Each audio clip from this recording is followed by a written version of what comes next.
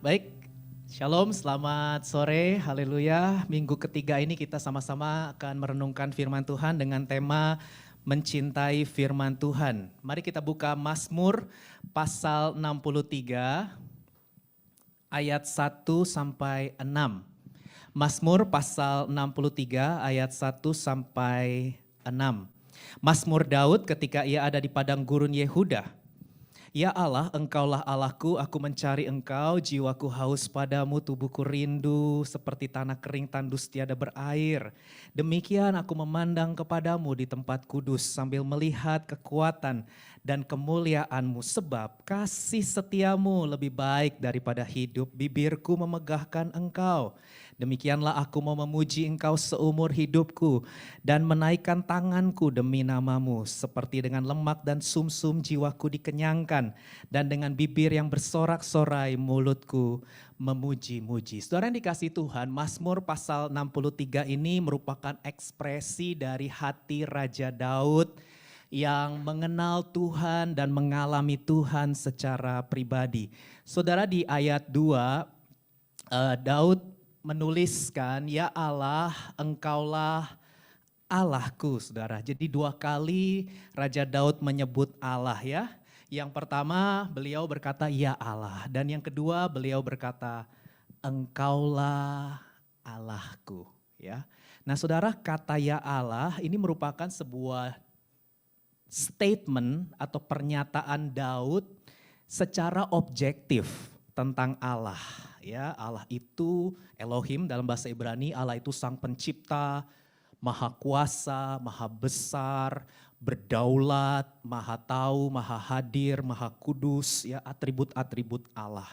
Tapi ketika Daud menyebut kalimat yang kedua, Daud sebutnya Engkaulah Allahku, ya.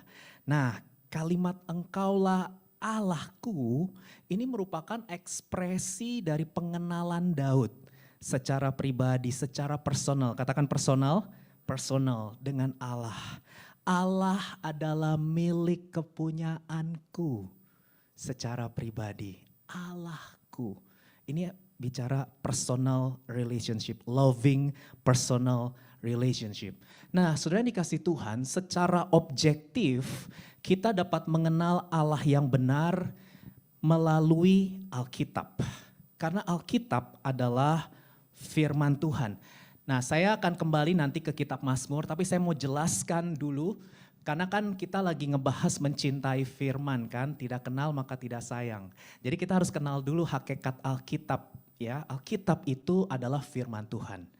Nah saudara, Alkitab itu bahasa Yunaninya Biblos, bahasa Inggris Bible, ya itu artinya gulungan tulisan suci, buku, kitab suci, ya itu artinya.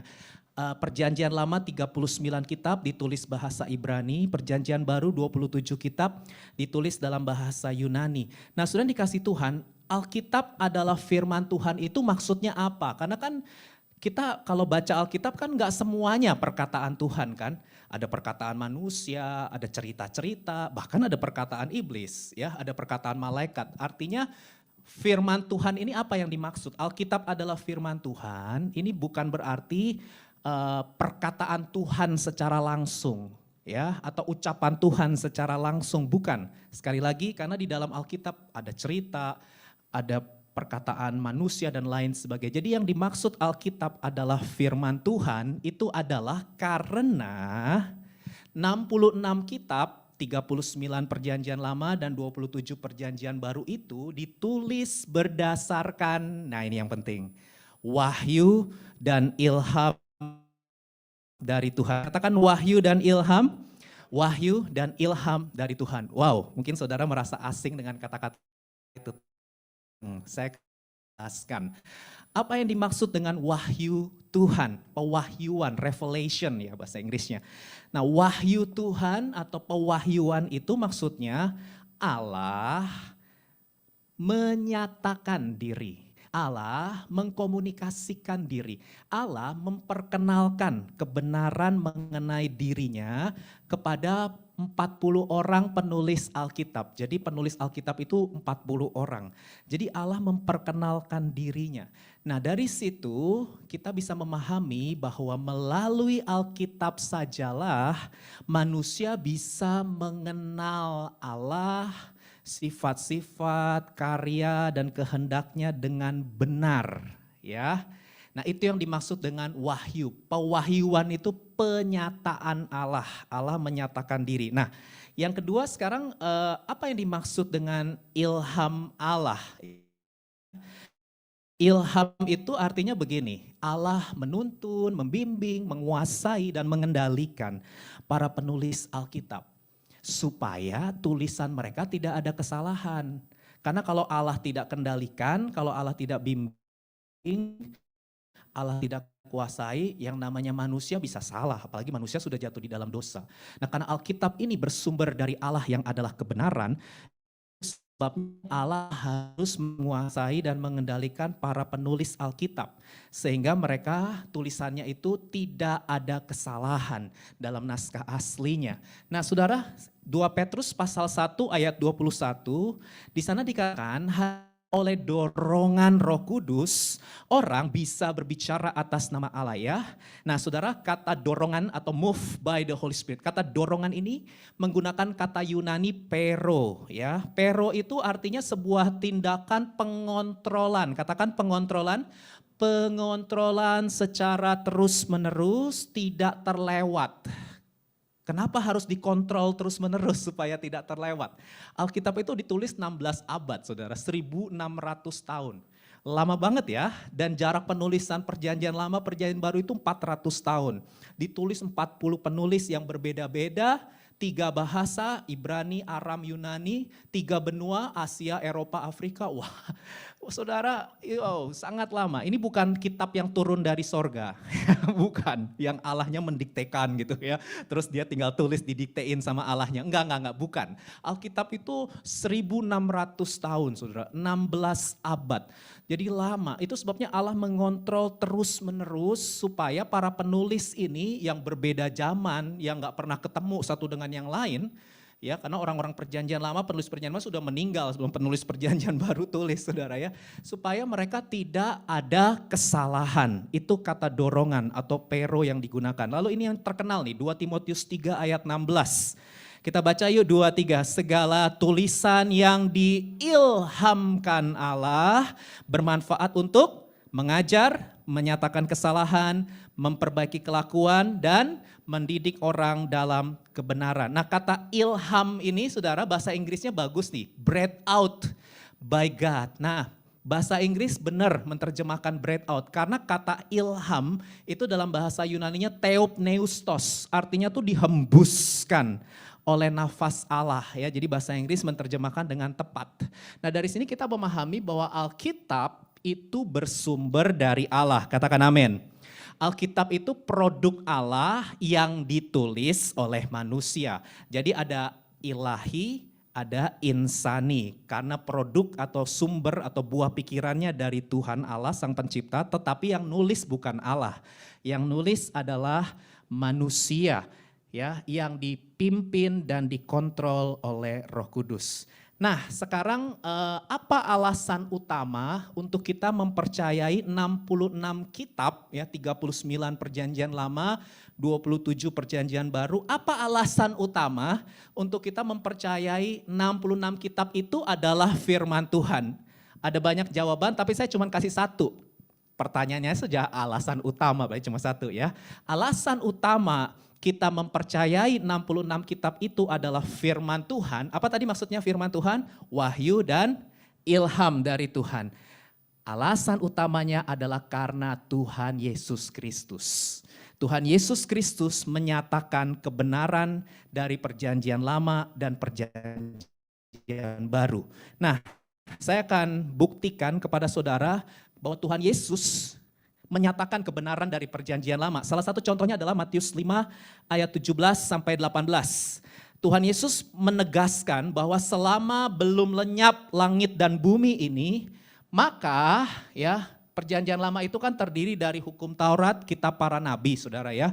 Dikatakan tidak akan ditiadakan. tidak akan dihapus. Kita baca ayatnya. Janganlah kamu menyangka bahwa aku datang untuk meniadakan hukum Taurat dan kitab para nabi. Itu perjanjian lama, saudara. Ya, aku datang bukan untuk meniadakannya, melainkan untuk apa? Menggenapinya. Ayat 18 kita baca bersama. Karena aku berkata kepadamu, sesungguhnya selama belum lenyap langit dan bumi ini, satu iota, itu satu titik ya, satu titik pun tidak akan ditiadakan, gak akan dihapus dari perjanjian lama, dari hukum Taurat, kitab para nabi, sebelum semuanya itu terjadi. Dan kalau sudah perhatikan beberapa pengajaran Yesus, saudara, Yesus itu sering mengutip ya perjanjian lama, dan Yesus katakan itu kitab suci, itu firman Tuhan. Contohnya Lukas 24 ayat 27. Lalu Yesus menjelaskan kepada mereka apa yang tertulis tentang dia di dalam seluruh Biblos, itu kitab suci ya. Mulai dari kitab-kitab Musa, Pentatuk, Kejadian, Keluaran, Imamat, Bilangan, Ulangan itu, dan segala kitab nabi-nabi. Itu perjanjian lama, sudah 39 kitab. Lalu ayat 44, ia berkata kepada mereka, inilah perkataanku yang telah kukatakan kepadamu ketika aku masih bersama-sama dengan kamu, yakni bahwa harus digenapi semua yang ada tertulis tentang aku dalam. Yesus mengakui kebenaran kitab Taurat Musa, kitab nabi-nabi, dan kitab Mazmur. Dan kalau saudara baca, kalau Yesus diskusi sama ahli Taurat, orang Farisi, Tuhan Yesus itu sering mengutip perjanjian lama. Ya, dengan mengatakan ada tertulis, ada tertulis. Tuhan Yesus juga sering mengutip kisah-kisah yang ada di perjanjian lama. Kisah Adam dan Hawa, Matius 19 ayat 4-5. Kisah Nuh, Matius 24 ayat 37-38. Kisah Yunus, Matius 12 ayat 40. Dan lain sebagainya. Kebenaran perjanjian lama ditegaskan oleh Tuhan Yesus. Itu sebabnya kita percaya 39 kitab perjanjian lama itu adalah firman Tuhan. Bagaimana dengan perjanjian baru? Kan ada 27 kitab perjanjian baru. Oke, perjanjian baru itu ditulis oleh para rasul. Saudara, para rasul itu adalah murid-murid yang menjadi saksi mata. Katakan saksi mata. Saksi mata dari kehidupan, kematian, kebangkitan, dan kenaikan Yesus ke sorga. Ya, saksi mata. Dan selain itu, perjanjian baru juga ditulis oleh orang-orang yang dekat dengan para rasul, para saksi mata. Contohnya Lukas. Lukas sang tabib itu muridnya Rasul Paulus, orang dekatnya Rasul Paulus. Markus itu anak rohaninya Rasul Petrus. Jadi Injil Markus itu disahkan oleh Rasul Petrus, ya, karena Markus kan bukan murid 12 itu, ya, tetapi beliau punya otoritas yang sama karena disahkan oleh orang yang dekat dengan Rasul. Markus disahkan oleh Rasul Petrus, Injil Lukas dan Kisah Para Rasul disahkan oleh Rasul Paulus, karena Lukas itu muridnya Rasul Paulus. Nah, saudara, perjanjian baru itu ditulis setelah Tuhan Yesus naik ke sorga. Dan menarik saudara, karena begini, sebelum Tuhan Yesus itu naik ke sorga, Tuhan Yesus itu sudah menjanjikan perjanjian baru. Wah, mana ayatnya? Mari kita lihat Yohanes pasal 14 ya. Sebelum Tuhan Yesus naik ke sorga, Tuhan Yesus menjanjikan Roh Kudus itu akan datang. Kemudian Roh Kudus itu akan memimpin murid-murid para rasul ya, atau orang-orang yang dekat dengan rasul yang tadi saya sudah katakan, untuk menulis segala sesuatu yang pernah diajarkan oleh Yesus. Mana ayatnya? Oke, ini ayatnya. Yohanes 14 ayat 25-26. Ini Yesus berkata sebelum kematian, kebangkitan, dan kenaikannya. Semuanya ini kukatakan kepadamu selagi aku berada bersama-sama dengan kamu. Yuk ayat 26 kita baca bersama, 2-3. Tetapi penghibur yaitu Roh Kudus akan diutus oleh Bapa dalam namaku. Dialah yang akan mengajarkan segala sesuatu kepadamu dan akan, supaya nggak lupa, mengingatkan kamu akan semua yang telah kukatakan kepadamu. Jadi Tuhan Yesus berjanji akan mengirimkan roh kebenaran, Roh Kudus kepada murid-murid para rasul dan juga nanti orang-orang yang dekat dengan rasul seperti Lukas, Markus, Paulus ya, supaya mereka ingat akan semua yang Yesus telah ajarkan kepada mereka. Jadi pada saat para penulis menulis perjanjian baru, mereka semua dipimpin oleh Roh Kudus supaya tulisan mereka tidak ada kesalahan. Karena Roh Kudus itu adalah roh kebenaran. Oke, mungkin saudara bertanya, bagaimana dengan Rasul Paulus? Kan waktu itu Rasul Paulus belum bertobat. Waktu Yesus hidup, mati, bangkit, naik ke surga. Halo, betul ya? Nah, tapi kalau saudara baca baik-baik, Rasul Paulus itu berjumpa dengan Yesus. Ya, Rasul Paulus itu juga berjumpa dengan Yesus di perjalanan kota Damsyik dalam sebuah penglihatan. Paulus berjumpa, ketika itu Paulus mau menganiaya jemaat, ya, dia itu pembunuh berdarah dingin, saudara ya, orang Farisi, orang pintar tapi jahat, sadis. Dan Yesus bilang, Saulus waktu itu ya, Saulus, Saulus kenapa engkau menganiaya aku, kata Yesus. Wow, jadi gereja itu identik dengan Yesus loh. Menganiaya gereja berarti menganiaya Yesus. Dan saat itu kita tahu kisahnya, Saulus bertobat dan namanya diubah menjadi Paulus. Dan saudara harus tahu, Paulus itu hidup di zaman Yesus. Waktu itu hidup, meskipun Paulus belum bertobat ketika Yesus waktu itu hidup ya. Tetapi saudara harus tahu bahwa murid-murid Yesus itu belum ada yang meninggal dunia. Ketika Paulus menjadi rasul, kemudian Paulus menulis 13 surat dari perjanjian baru, itu saksi-saksi mata kehidupan Yesus dan para rasul itu belum meninggal. Mereka semua masih hidup. Ya, dan tidak ada satu para rasul yang menolak tulisan Rasul Paulus. Tidak ada yang menentang tulisan dari Rasul Paulus. Itu artinya otoritas Paulus itu sama dengan otoritas para rasul dan saksi mata dari kehidupan Yesus. Itu sebabnya sah, Paulus pun otentik. Tulisannya 13 surat di 27 kitab perjanjian baru itu sah. Karena apa? Karena otoritas yang dimiliki Rasul Paulus itu sama dengan otoritas yang dimiliki oleh rasul yang lain. Karena kalau Paulus menuliskan surat yang palsu yang sekarang banyak dituduhkan, itu pasti Petrus, Yakobus dan kawan-kawan yang masih hidup protes. Ya enggak nih, Tuhan Yesus enggak ngajarin begini. Oh, kami saksinya gitu kan. Tapi enggak ada yang protes, enggak ada yang menentang. Berarti semua tulisan Rasul Paulus itu adalah kebenaran. Amin, saudara. Nah, ini secara singkat supaya kalau nanti saudara ditanya, saudara bisa menjawab. Ya, bisa menjelaskan. Jangan sampai, kenapa percaya Alkitab firman Tuhan? Ya pokoknya, ini iman-imanku, agama-agamaku, ya pokoknya. Jangan pokoknya. Ya, kalau ada orang bertanya harus dijawab, ya, tapi jawabnya dengan lemah lembut, dengan hormat. Karena iman Kristen itu bukan iman yang membabi buta, ya pokoknya gitu, enggak.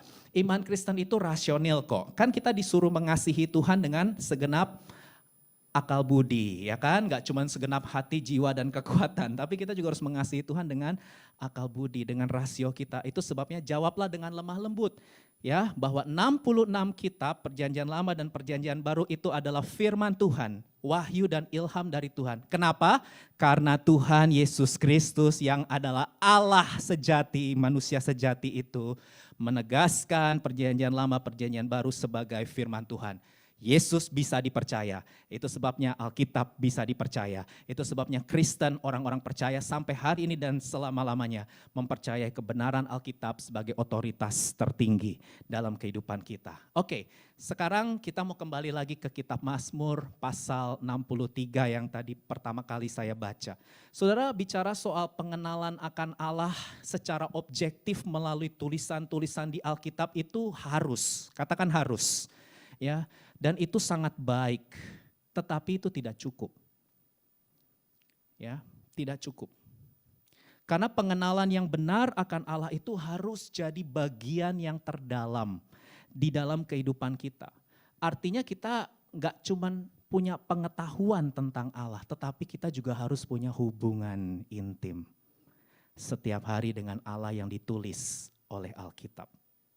Mazmur 63 ayat 2 berkata begini, ya Allah, Engkaulah Allahku. Artinya Daud gak cuma punya pengetahuan objektif tentang Allah seperti yang ditulis oleh kitab suci, enggak. Tapi Daud juga punya hubungan. Allahku. Ya, indikator dari orang yang mengenal Tuhan. Dari ayat ini kita bisa belajar ada 3 indikator orang yang mengalami Tuhan. Aku mengenalmu secara pribadi. Ada 3 indikatornya, saudara. Yang pertama ini dia, aku mencari Engkau. Cari seeking God. Yang kedua, jiwaku haus, thirst. Jiwaku haus kepadamu. Dan yang ketiga, tubuhku longing for your presence. Tubuhku rindu kepadamu. Ku rindu kau Tuhan, lebih dari segalanya. Ya, itu gak cuma pengetahuan objektif, itu udah subjektif. Ku cinta kau Yesus, kaulah dambaan hatiku. Sudah ada 3 indikator dari seseorang yang mengenal Tuhan dan punya hubungan secara pribadi dengan Tuhan. Yang pertama adalah mencari, yang kedua adalah haus, dan yang ketiga adalah rindu.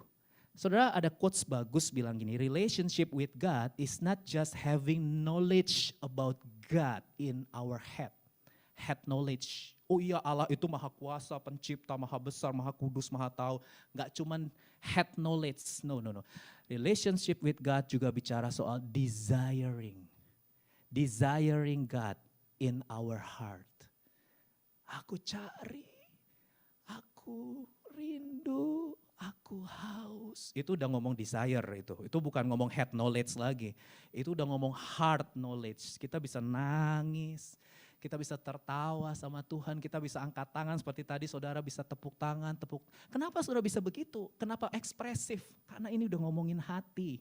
Karena saya tahu saudara semua sudah mengalami kelahiran baru. Karena hatimu sudah baru. Kalau orang belum mengalami kelahiran baru itu tadi dengar pujian penyembahan begitu mah bengong. Ya, apaan sih? Lebay atau gimana gitu ya. Tetapi kalau orang sudah ngalamin perjumpaan dengan Tuhan, wah. It's not about music, it's not about singing or what, tapi ini bicara heart of worship. Ya, bicara soal hati yang menyembah, mencari Engkau, jiwaku haus, tubuhku rindu. Artinya Daud itu mau ngomong gini loh, hanya Engkau saja Tuhan kepenuhanku ya. Hanya Engkau Tuhan kepuasan dalam hidupku. Nah saudara, ada sebuah quotes yang bagus berkata begini, the more we know God, the more we desiring Him. Ya, the less we know God, the less we desiring Him. Jadi memang kuncinya itu di pengenalan akan Tuhan. Makanya nanti di hari-hari terakhir kan ketika orang berseru, Tuhan, Tuhan aku mengadakan mujizat, mengusir setan. Tuhan Yesus akan berterus terang dan berkata, anyah kamu, aku tidak pernah kenal kamu, kamu pembuat kejahatan. Nah kata mengenal di situ bukan berarti Tuhan Yesus tidak maha tahu, Tuhan Yesus itu maha tahu. Tuhan Yesus itu ya tentunya tahu nama kita, siapa kita, lahir dari tahu. Tapi kenapa Yesus bilang, aku tidak kenal kamu? Matius 7, itu bicara apa? Bahasa Yunaninya ginosko, aku gak punya hubungan secara pribadi. Kalian itu berseru Tuhan, Tuhan, tapi kalian gak punya hubungan secara pribadi setiap hari dengan aku. Makanya Yesus bilang apa? Enyah kamu, pembuat kejahatan. Jadi indikatornya itu bukan berseru Tuhan, Tuhan loh. Kita semua bisa ngomong Tuhan, Tuhan, Tuhan, Tuhan bisa. Ya, tapi hati kita. Karena kuncinya itu di mana? Di hati.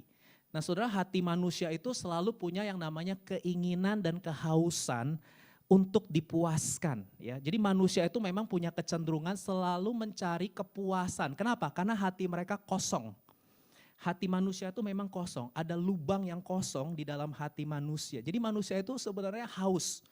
Nah berusaha mengisi kehausan, ini saya nggak ngomongin kehausan jasmani ya. Kalau kehausan jasmani itu tinggal isi ya, saudara tinggal minum selesai. Ini saya lagi ngomong kehausan secara jiwa. Ya, kehausan secara jiwa. Nah manusia itu mencari kepuasan di dalam uang. Kata orang Jawa, harta, tahta, ya bukan hanya wanita saya pikir ya, tetapi juga pria. Jadi kalau saya lebih harta, tahta, dan seksualitas. Jadi manusia berusaha mencari kepuasan dalam seksualitas. Makanya ada pornografi, ada situs-situs dan lain sebagainya begitu merebak di mana-mana ya. Pornografi, percabulan, perjinahan. Itu kenapa sih orang bisa addicted sama pornografi? Karena ada yang kosong dan dia mencari kepuasan di situ, di porn, di pornografi. Tapi mungkin bukan porn, ada yang game, addicted dengan game. Karena sebenarnya dia mengalami kekosongan. Jadi dia coba isi kekosongannya itu dengan kecanduan game, kecanduan drugs, kecanduan alkohol, ada yang gila hormat, kecanduan popularitas, ketenaran, ya ada yang gila kerja, workaholic ya, jadi kecanduan kerja, jadi kepuasan melalui karir, melalui pekerjaan dan lain sebagainya. Kecanduan-kecanduan itu penyebabnya apa sih? Coba cari tahu, kenapa orang bisa kecanduan? Karena dia kosong di sininya. Dan dia berusaha cari kepuasan untuk mengisi. Pernahkah kau merasa hatimu hampa? Pernahkah kau merasa hatimu kosong? Ya, lonely ya, sepi gitu. Dia berusaha cari itu kalau kenapa orang kecanduan game? Di dunia fantasi. Itu kan dunia yang gak real sebenarnya. Tapi mereka cari itu di dunia lain. Dunia lain. Ya, ilusi gitu loh saudara ya, di sesuatu yang fiksional sifatnya. Karena di alam realita mereka nggak mengalami itu gitu. Eksistensi mereka nggak dipenuhi. Ya banyak orang juga selain kekosongan diri, saya mengamati orang kecanduan itu karena berusaha melarikan diri dari tanggung jawab. Jadi dia nggak mau stres, ada tuntutan ya harus yang kuliah nih harus kerjakan paper, stres ya akhirnya melarikan dirilah ke drugs ya ke alkohol, melarikan dirilah ke seks, melarikan diri. Tapi semua itu temporary dan saudara tetap harus hadapi tuntutan itu. Halo, betul? Dan kalau yang gak kuat akhirnya memutuskan untuk bunuh diri.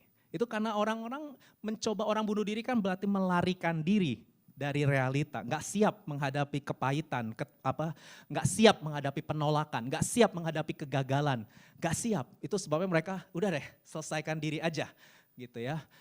Nah saudara itu kira-kira, tapi mungkin kita akan bahas di waktu-waktu yang akan datang lagi. Ini sebenarnya lebih integrasi antara teologi dengan psikologi. Itu sebabnya saya mengundang saudara hadir hari Rabu ya di Cool Zoom bersama dengan konselor Kristen kita Sister Juliska Kristania. Karena beliau akan share integrasi antara teologi dengan psikologi. Bagaimana supaya kita bisa mengalami kemenangan ya. Jadi Rabu, catat ya jam 8 malam waktu Korea via Zoom, kita akan cool gabungan dan kita akan belajar dari seorang yang memang ahli, seorang yang memang menghidupi kebenaran ini. Nah sekarang bagian saya adalah kembali ke Mazmur 63 ya saudara. Tadi di ayat 1 dikatakan Daud itu tulis Mazmur ini di padang gurun saudara. Nah saudara tahu dong kalau bicara soal padang gurun itu berarti kan kondisinya tidak menyenangkan, ya nggak sih? Padang gurun saudara ya, itu pasti panas banget ya, terik banget. Jadi saat saat Daud tulis Mazmur 63 ini, Daud itu kondisinya tidak nyaman, lagi tidak menyenangkan gitu loh, karena di padang gurun. Dan saya yakin banget, meskipun gak ditulis, Daud itu mengalami kehausan di kerongkongannya. Jadi secara jasmani itu sebenarnya dia lagi haus minuman jasmani gitu loh, sebenarnya. Tapi kalau sudah perhatikan Mazmur ini, meskipun dia lagi mengalami krisis, saya bilang krisis ya padang gurun, situasi yang tidak menyenangkan, secara jasmani loh, seharusnya kan dia minta air jasmani kan, tapi dia gak tulis itu loh. Dia malah minta air kehidupan, yaitu Tuhan sendiri. Menarik gak? Mazmur 63 ditulis di padang gurun. Tapi ayat-ayatnya tadi bunyinya apa? Jiwaku rindu engkau, hatiku haus akan engkau, mencari engkau. Kenapa? Ayat 3 jawabannya saudara. Karena Daud melihat kemuliaan Tuhan. Daud melihat kekuatan Tuhan. Nah pada saat Daud bisa melihat kekuatan dan kemuliaan Tuhan, Daud tulis di ayat 4, kasih setiamu lebih dari hidup. Biar bibirku memegahkan engkau seumur hidupku kan menyembahmu. Lupa saya. Ya lagu Bapak rohani kita Pak Niko saudara ya. Nah saudara Daud mendeklarasikan kasih setia Tuhan itu lebih baik daripada. Kita juga nyanyi kan soal kasih setia. Kasih setia itu adalah kasih yang berkaitan dengan perjanjian. Jadi itu covenantal love antara Allah dengan umat pilihannya. Jadi kira-kira ginilah, Tuhan engkau adalah milikku dan aku adalah milikmu itu. Jadi ada ikatan kasih yang kuat yang tidak tergoncangkan dengan apapun juga. Daud itu puas dengan Tuhan, ya karena dia kenal Tuhan secara pribadi. Dia nggak mencari kekosongan, dia nggak mencari kepuasan di luar Tuhan. Karena di dalam Tuhan dia penuh, di dalam Tuhan dia sembuh, di dalam Tuhan dia tenang, di dalam Tuhan dia damai, di dalam Tuhan dia bahagia, di dalam Tuhan dia ketemu arti hidup, dia ketemu makna hidup. Di dalam Tuhan dia ketemu kepuasan. Nah orang kalau sudah mengalami kepuasan saudara, ini lihat nih ekspresinya. Demikianlah aku mau praise, ya tadi kita kan praise ya, saya ajak kita berdiri. Ayo kita bersorak-sorai. Kenapa kita bersorak-sorai? Kita bertepuk tangan, kita memuji Tuhan. Kata Daud, aku memuji Engkau seumur hidupku. Ya, menaikkan tanganku demi namamu. Seperti dengan lenyap lemak dan sumsum, jiwaku dikenyangkan. Lemak sumsum bicara makanan lezat. Ya.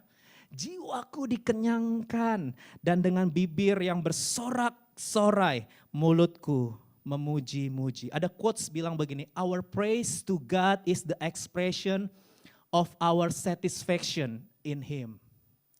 Ya, our praise to God is the expression of our satisfaction in Him.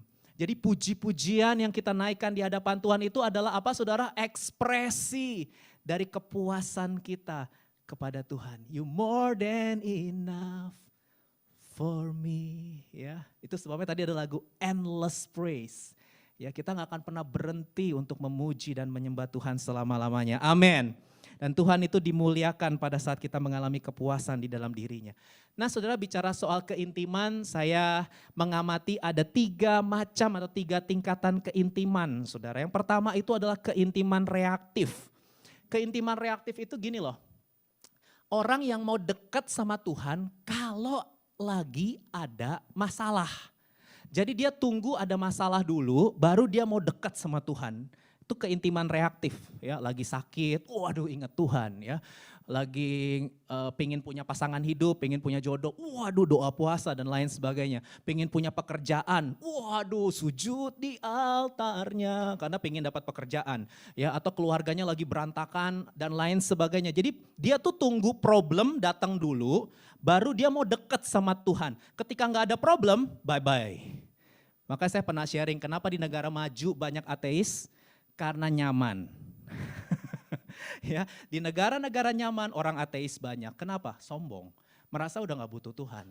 Karena saya baik-baik saja, saya kaya raya, makmur, ya, saya sehat, asuransi di mana-mana dan lain sebagainya. Hati-hati. Salah satu tantangan buat saya karena saya sekarang ada di negara maju dan orang-orang Indonesia yang datang ke sini mayoritas orang-orang kaya, punya uang. Itu sebabnya saya tahu gak gampang melayani orang-orang kaya. Karena mereka punya segala-galanya, hidup mereka nyaman, mereka gak butuh Tuhan. Ya, itu sebuah tantangan karena biasanya memang orang cenderung mau cari Tuhan kalau lagi susah. Cari Tuhan kalau lagi sakit. Cari Tuhan kalau lagi dapat problem. Itu keintiman reaktif ya. Nah, yang kedua yang lebih bagus itu adalah keintiman aktif. Keintiman aktif itu gini loh, lagi ada problem, lagi nggak ada problem, tetap cari Tuhan. Keuangan lagi oke, kesehatan oke, keluarga juga oke, semua oke, tapi saudara tetap lapar dan haus akan Tuhan. Nah itu keintimannya sudah naik levelnya. Bukan reaktif lagi, tapi aktif. Ya, saudara nyaman, hidupmu nyaman, semuanya serba tercukupi, keuangan mantep banget, tapi saudara tetap rindu Tuhan. Kenapa? Karena saudara cinta sama Tuhan. Bukan karena saudara lagi butuh. Ada apanya gitu ya. Enggak. Tapi saudara cinta sama Tuhan. Jadi saudara lagi baik-baik saja tetap doanya kenceng. Saudara lagi baik-baik aja puasa. Baik-baik aja pujian, penyembahan, perenungan firman siang dan malam. Padahal saudara lagi nyaman.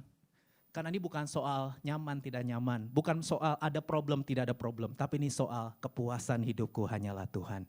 Itu keintiman aktif. Nah yang terakhir itu adalah keintiman otomatis. Ini yang paling tinggi saudara ya. Ini yang paling tinggi. Keintiman otomatis itu apa sih Ko Deddy? Keintiman otomatis itu gini. Ketika Tuhan, firman Tuhan itu menjadi satu dengan saudara. Ketika Tuhan dan firmannya itu menyatu. Atau bahasa saya lebih ekstrim. Mendarah daging dalam diri kita. Jadi kalau keintiman reaktif sama aktif, kita masih bisa berbenturan sama Tuhan. Kita masih bisa ngambek, tersinggung, marah, kecewa sama Tuhan.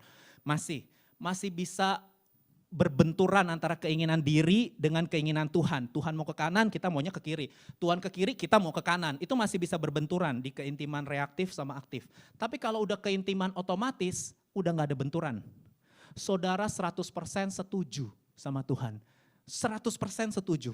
Tuhan ke kanan, saudara ke kanan. Tuhan ke kiri, saudara ke kiri. Tuhan kemana aja, saudara akan ikut.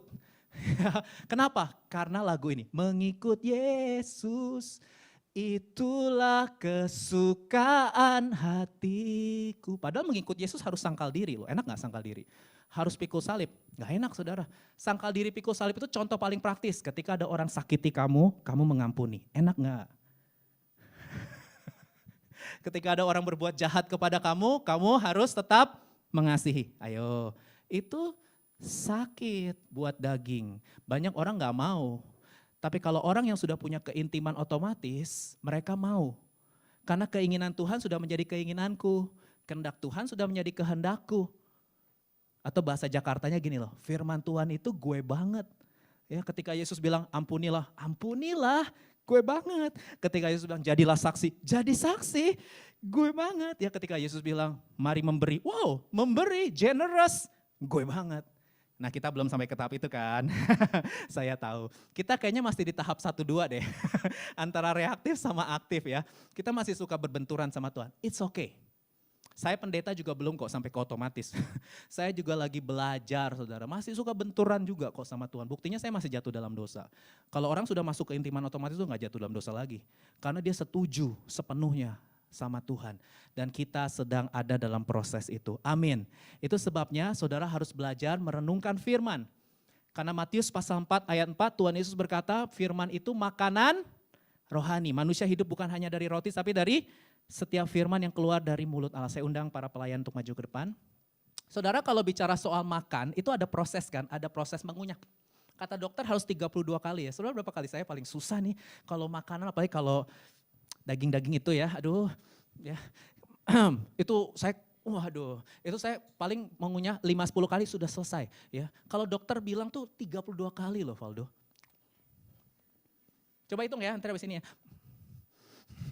Katanya baru bagus. Kenapa bisa dicerna sama perut? Baru bisa jadi turun ke usus, jadi energi, jadi kekuatan, sehat.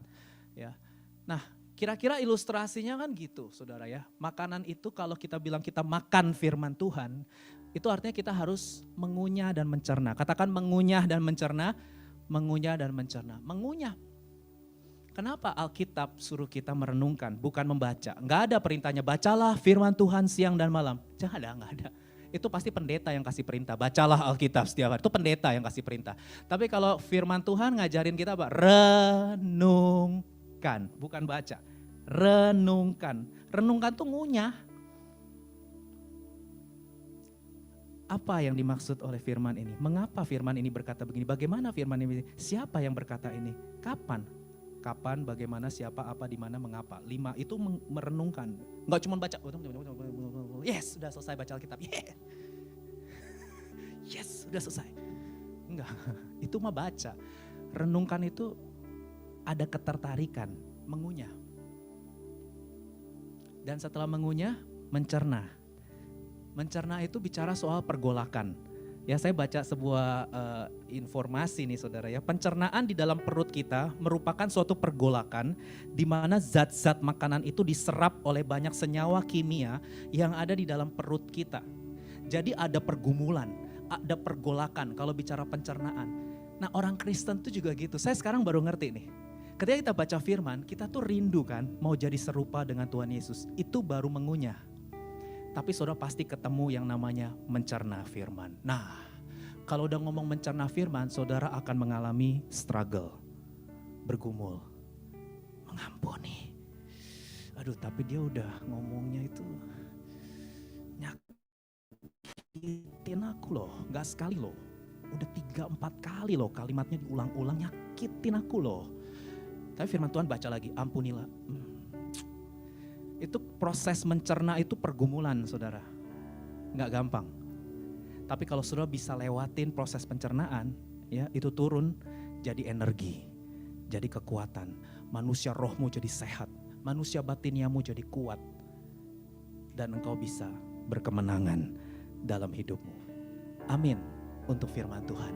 Saya mengajak kita semua belajar ya saudara ya, untuk mencintai firman. Kalau hari ini saudara belum mencintai firman, ngomong aja sama Tuhan. Tuhan itu sayang kok sama kita. Bilang aja, Tuhan aku nih belum mencintai firman nih. Aku baca aja ngantuk, aku baca aja males, bete ya. Aku lebih suka nonton drama, lebih suka main game. Gak apa-apa, ngomong aja sama Tuhan. Tuhan gak maksa soalnya. Ngomong, tapi aku mau Tuhan. Aku mau mulai dari 10 menit ya Tuhan. Mulai 15 menit ya Tuhan. Roh Kudus pasti bilang, ya, ngomong aja, Tuhan aku belum bisa nih mengampuni. Susah loh ngampunin dia. Tapi aku mau Tuhan. Karena aku sayang sama Tuhan, nanti Tuhan kasih kemampuan. Kalau saudara merasa, aduh susah jadi orang jujur ya, kayaknya mulutnya sukanya bohong. Tapi aku mau hidup jujur Tuhan. Bantu aku ya Tuhan, pasti ditolong. Pokoknya saudara apa aja yang saudara belum bisa gak apa-apa, bilang aja. Aduh susah nih aku jadi orang yang bertanggung jawab, jadi orang yang setia, melayani, aku masih egois Tuhan. Tapi aku mau Tuhan, gitu kalimatnya. Tapi aku mau Tuhan. Nanti kalau sudah bilang aku mau Tuhan, pasti Tuhan langsung kasih kemampuan. Karena Tuhan tidak cari orang yang mampu, Tuhan cari orang yang mau. Ya, dan saya berdoa supaya saudara adalah orang-orang yang mau belajar jadi murid Yesus, belajar menjadi serupa dengan Tuhan Yesus. Amin. Tenang, ada penolong. Roh Kudus itu penolong, ya. Minta tolong sama dia. Nanti pasti dia bantu. Tolong. Mari kita bangkit berdiri sama-sama. Tuhan, kami mau mencintai firman-Mu karena itu adalah wahyu-Mu Tuhan. Itu adalah ilham dari Tuhan sendiri. Semua yang tertulis dari kitab Kejadian sampai Wahyu adalah firman Tuhan. Adalah kehendak Tuhan buat hidup kami. Dan kami mau Tuhan belajar menyatu, mendarah daging Tuhan, menjadi satu. Tuhan di dalam aku, firman Tuhan di dalam aku dan aku di dalam Tuhan. Selama-lamanya sampai Engkau datang Tuhan. Terima kasih. Ku renungkan firman-Mu siang dan malam. Ku pegang perintah-Mu dan ku lakukan. Engkau tahu ya Tuhan, tujuan hidupku hanyalah untuk menyenangkan. Ku renungkan firman siang dan malam. Ku pegang perintah-Mu dan ku lakukan. Engkau tahu ya Tuhan, tujuan hidupku hanyalah untuk menyenangkan. Hanyalah untuk menyenangkan hati-Mu. Berapa banyak dari saudara yang mau meresponi firman Tuhan hari ini? Saudara mau berkata, Tuhan kami mau belajar. Kami mau belajar mengenal Tuhan secara pribadi. Bukan lagi dari kata orang saja. Tapi kami mau punya pengalaman secara pribadi dengan Tuhan setiap hari. Kalau saudara mau taruh tangan kanan saudara di dada, saya akan berdoa. Bapa, kami rindu Engkau. Kami tahu kami sudah dilahirkan baru. Kami punya hati, keinginan yang baru. Tapi kami tahu Tuhan tidak mudah, ada pergumulan karena kami masih punya keinginan diri, keinginan daging. Tetapi kami mau terus belajar Tuhan untuk mempercayakan hidup kami, keinginan-keinginan kami, harapan-harapan kami. Biar seirama dan selaras dengan Tuhan dan firman Tuhan. Biarlah Roh-Mu memenuhi kami, Roh Kudus. Supaya kami boleh punya pengalaman-pengalaman secara pribadi dengan Tuhan yang tertulis di Alkitab. Kami gak mau cuma punya pengetahuan tentang Tuhan. Enggak Tuhan, enggak mau Tuhan. Kami mau lebih dari sekedar pengetahuan. Kami mau itu adalah hasrat kami yang terdalam. dan kami nggak bisa digoncangkan dengan apapun karena Tuhan di dalam kami di dalam Tuhan. Selama-lamanya kami dan Tuhan adalah satu. Terima kasih untuk firman-Mu di hari ini Tuhan.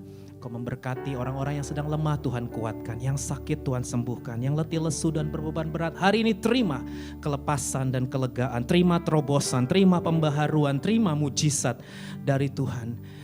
Sehingga engkau tidak pernah menjadi lemah dan putus asa lagi, tapi engkau akan terus keluar sebagai pemenang, bahkan lebih dari pemenang, karena firman menjadi kesukaan hatimu.